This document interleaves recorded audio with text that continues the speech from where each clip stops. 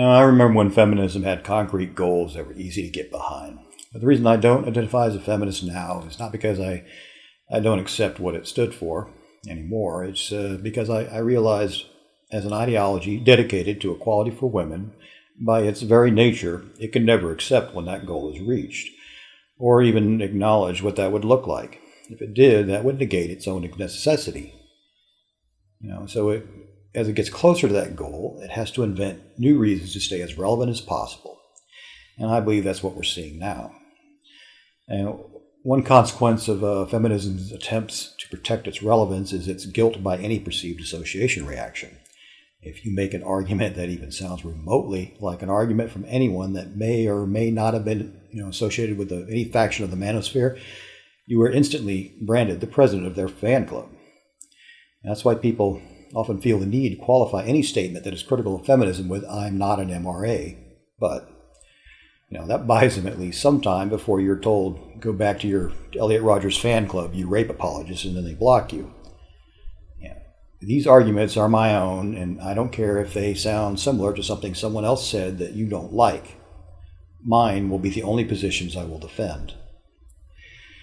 But, all the while feminists insist that you have to judge feminism only by its core principles, which, with a goal as vague as equality for women, there's not much there to judge it by. So how about we judge it by what it defines as inequality and, what it thinks is causing that inequality and what it puts forth as a solution.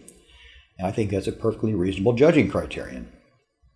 In fact, I'll start by judging it by the way it pumps out equivocation semantic shift fallacies like, I say feminism is only about equality for women. Oh, you made an argument against feminism, so you don't think women should have equality. Or I say if you're drunk, you can't consent. Oh, you say you can. So you think it's okay to have sex with someone who's unconscious. I say consent must be enthusiastically verbal. Oh, you don't agree? So you don't think it's necessary to get consent. Now, I say, people have some control over how much opportunity they present criminals. Oh, so you think it's okay for someone to victimize anyone that makes it easy for them. You know who else does this? I say a human child is also a fetus, zygote, and even a fertilized egg. Oh, you're pro-choice, so you're okay with child murder. I also judge these attempts to stay relevant as leading to the destigmatization and normalization of rape. And it's doing this by saying, that normal behaviors like objectification and, say, the more traditional dominant male sexual dynamic is what leads to rape. They make the slippery connection between male sexuality sometimes being dominant over females, or the missile and the bunny rabbit, as Awesome Rants put it in her video, to non-consensual sex, and the whole social force behind this rape culture.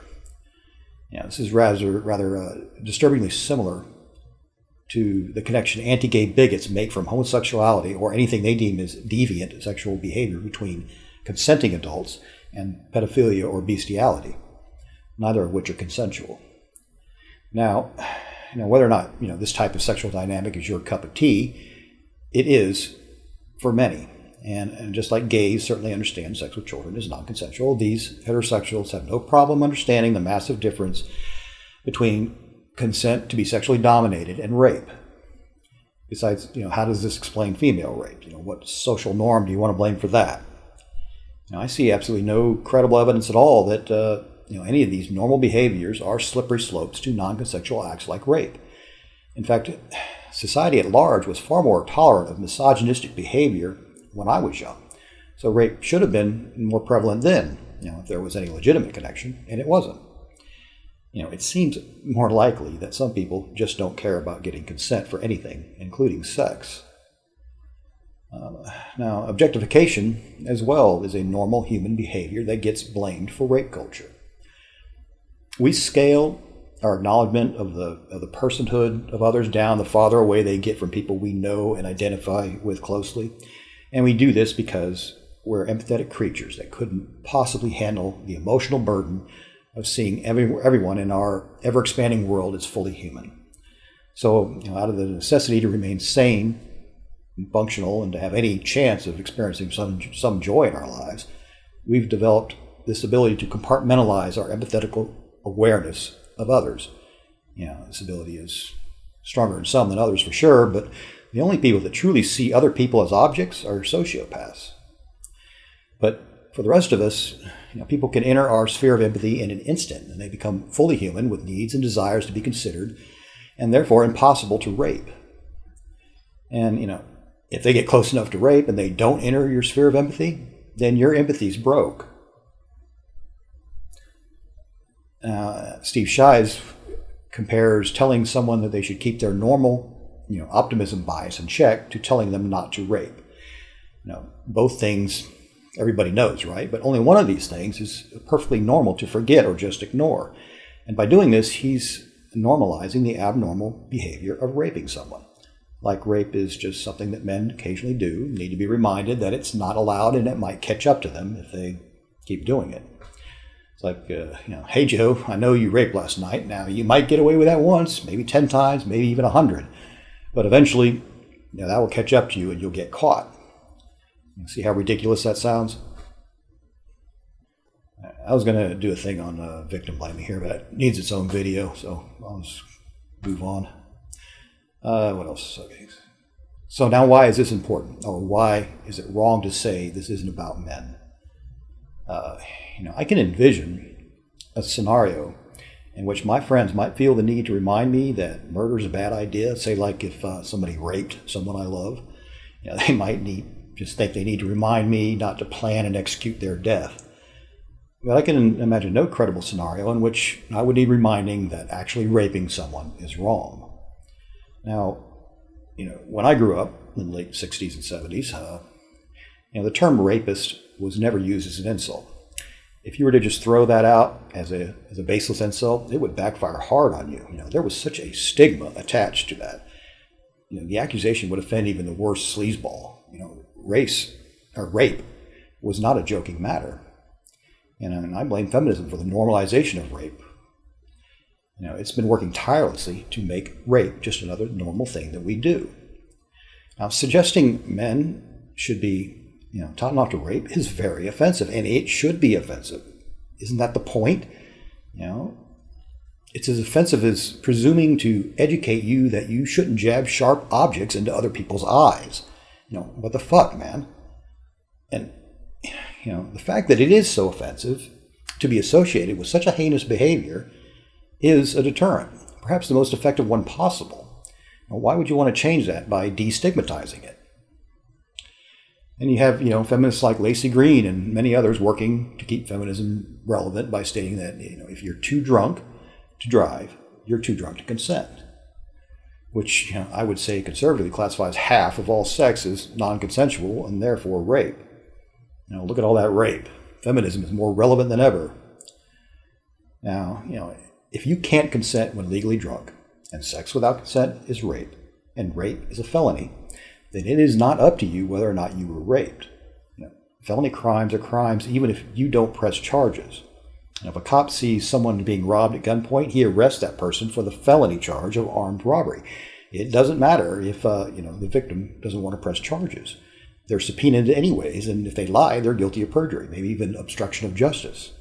So unless you want to, have a misdemeanor class of rape, one's a payable fine, or avoid the fine by going to rape school, you just added 100 million felons to the system. That's going to hurt voter turnout. Now, Lacey Green and others also, think that coercion or emotional manipulation negates consent. Well, hell, now we're up to 80% of all sex.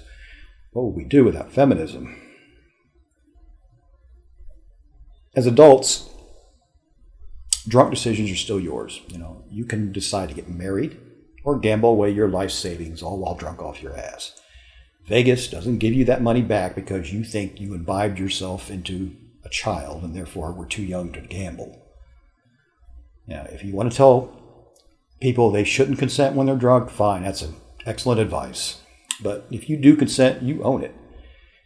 And if you can't deal with that, don't drink.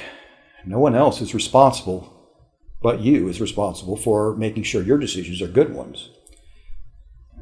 Feminists recently, they got mad at Dawkins for suggesting that there are different levels of rape, some worse than others, but that's precisely what they've been doing. It's even a stated goal. They want different levels of rape. I mean, what else could you do if you're going to call something like, he told me if I loved him, I would have sex with him, so I did, rape? You can't really put that in the same level as rape with a knife to your throat, can you? Feminism right now has no idea what it wants beyond recognition of anything that increases its victimhood status and therefore importance. Entitlement culture is another thing. It's it teaches overly privileged sociopaths that the rules don't apply to them. And I have really no idea what you can do about that. But it's definitely a big problem. But if all your life lessons teach you that you can get away with just about anything, the only way to combat that is to make that not the case. And, but if we can do that, getting rid of corruption in politics should be a cakewalk. The reality that's tough to ignore is that some people have more power and value, and some have less. People will defend people they value from just about anything. Star athletes are highly valued in society, and fans will forgive them of most anything they do, including rape. They'll rationalize and give them every benefit of the doubt they can conjure up. And I think the opposite of that is Obama derangement syndrome. But it doesn't matter how valued, privileged, and powerful someone is. If they rape someone, their empathy is broke. But feminism will take this non-gender specific social dynamic and rebrand it as just rape culture, because it needs, a boogeyman epidemic to survive. Now, the positions I argued here, that's how I see modern feminism. Now, I don't consider myself an anti-feminism. I still think there's plenty of real issues that they could be working on. But the problem is, these issues are not all about them, and the solutions are complex. I'm just not optimistic that it can stop trying to invent bigger issues to inflate its relevance. There just isn't enough there anymore to feed the ideology. I think that's unfortunately the inevitable result of any group that runs out of concrete goals. And I actually think the same thing will eventually happen to the men's rights movement. I think that inevitable result has just been delayed because it's been so busy combating all the stupid feminism is cranking out. Okay, thanks for watching.